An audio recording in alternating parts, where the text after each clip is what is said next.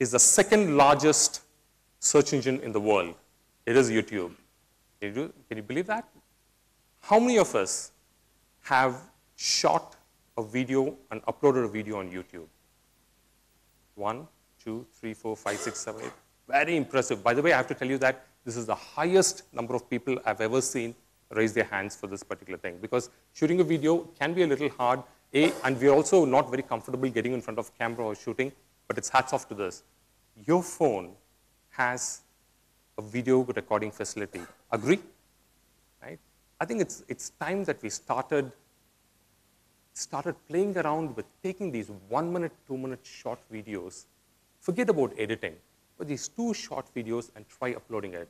It's just amazing. So I, for one, I'm really glad that when I picked up today's Hindu paper and I read this particular story that Prince Frederick, who's one of the journalists out there, he writes a story, and right below that story that Prince Frederick says, there's always a link to a video. I mean, look at that. It makes perfect sense. So here's this journalist who takes the effort to identify a story, who gets on his bike, goes right through the traffic of Chennai, who meets up with that guy who's going to interview, sit down, he does all that interview, and comes back. Why not actually multi-purpose it? He takes his phone, does a short recording of it, and puts it up online, and along with the story, he puts it up. Just brilliant. So I read the story, I want something interesting, I quickly go onto YouTube and watch that video. It's fantastic. So another important thing for us to do is anything that we do in the online space, I want you to think of a chair. And I want you to think of a chair before you do anything, which is, A, we realize the fact that producing content is super important if you want to establish yourself a thought leader. But the next thing what you do is think of a chair. Because if this chair had 1 leg, guess what happens? It will fall down. If it had 2, no luck, it will still fall down. But if it had 3 and if it had 4, it's strong enough, it stands. And that's the same thing I think you've got to do, that no matter what you're doing, ask yourself, can you reposition this into 3 times, into 3 different ways? So I'm sitting out here, I'm giving this talk, I'm giving this talk to you. You guys are about 100 people? Not very impressive. But if somebody told me that if this can go to about 2,000 people, that will interest me. 10,000 people, bring it on, baby. Which is why, while I'm talking to 100 of you out here, it would be fantastic. I respect that guy with the video camera who records and puts it up online. The tweets, some of you are already tweeting about it. The presentation out here, along with an explanation, will go up on SlideShare. Those are my 3 legs. So always think of at least 3 different ways how you can repurpose your content out there. So that's my tip. And this, I'm not saying this I've learned it because I've seen other successful people who have done that. So full credit to them for doing that. This is what I said. So this is the most simplest, some of the best writers out there are the ones who ask this basic question. They always say, what's in it for the readers? What's in it for the readers? Is it really useful? And a great way to judge that is by the number of comments, number of reshares on Facebook, number of retweets on Twitter, and it's a good way for you to, so if you're not getting enough of it, maybe you should just change it over. But ask yourself the question, is it useful? It's very important that this little piece of device that we have is really going to be the game changer.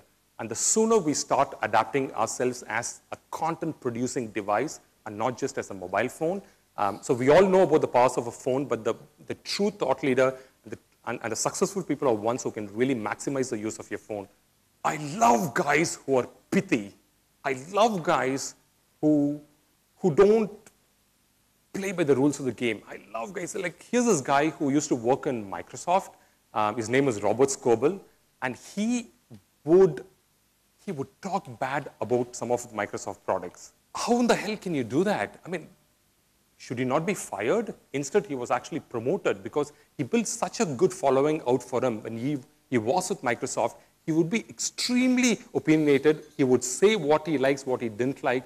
And so he built a tremendous level of credibility amongst people. Right? One of the most really well-respected technology bloggers out there. So I think that's very important, that it's important for you to be opinionated.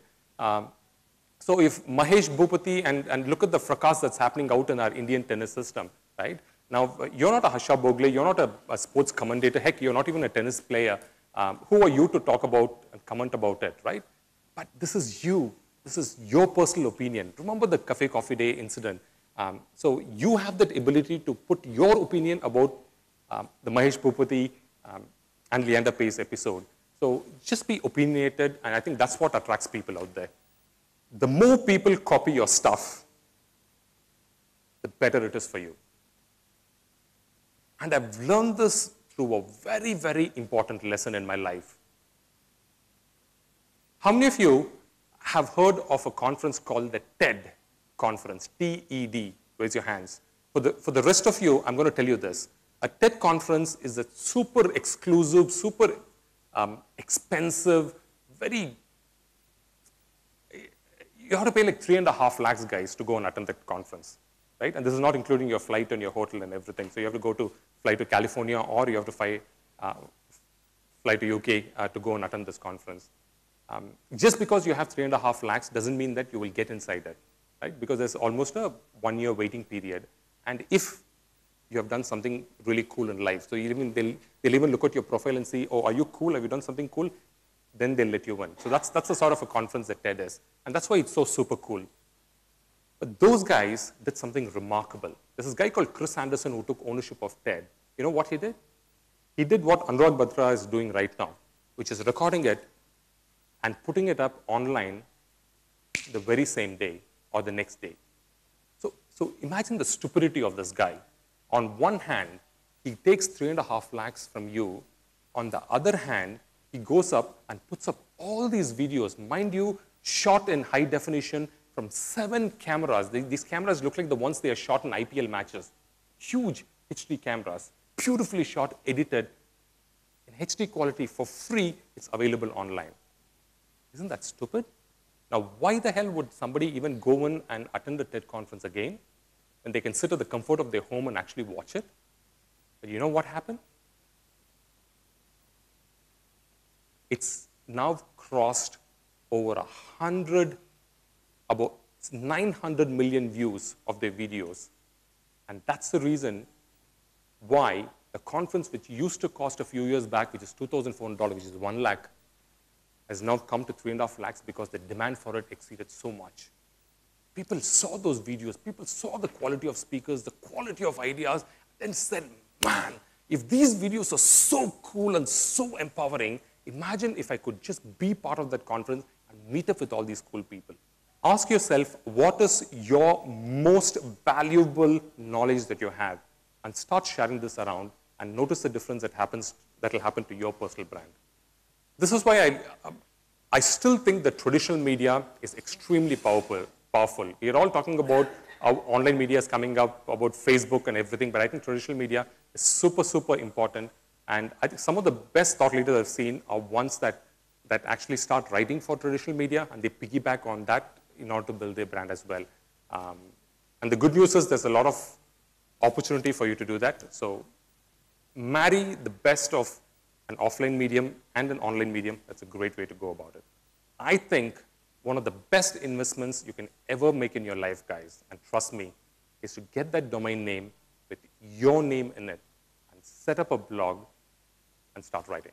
Some of you may say, but I don't care, I don't want to. I mean, hey, I'm not publicity crazy, why would I want to? But I'll tell you what, you're missing the point.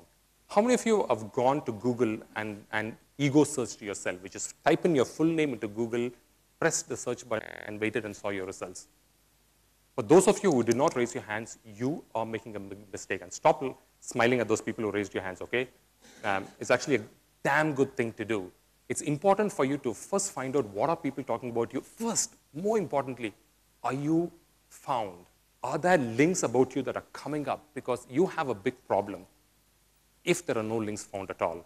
So it's important for you to ego search, and it's important for you to have a website because it really brings you that professionalism around you. So this is the same difference. I'll go on to the next slide, which is once you have a site, it also helps you create your custom email ID, which is yourname@yourname.com. It's a very powerful thing.